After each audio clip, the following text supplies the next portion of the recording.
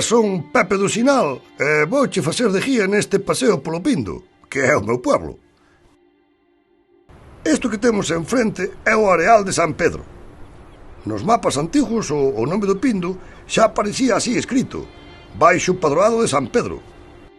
O espacio que ves, hasta as casas do fondo, incluído o edificio da antigua escola unitaria, era un lameiro. Isto é o que queda da última cañeira que aínda se pode ver no Axuntamento de Carnota.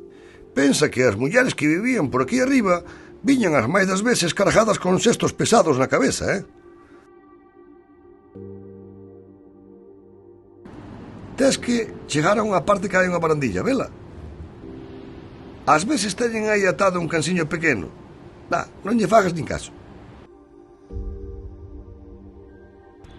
A Salazón foi seguramente a industria máis importante do Concello de Carnota. Nos anos 30 había traballando no mar polo menos 700 personas e unhas 100 embarcacións.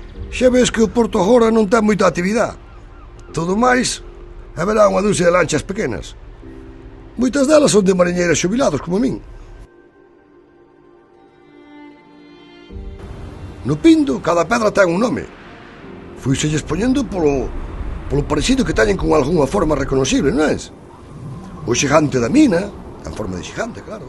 O outeiro das aves que cajan de arriba, o outeiro da nariz, o outeiriño da muller, a pedra cabalgada.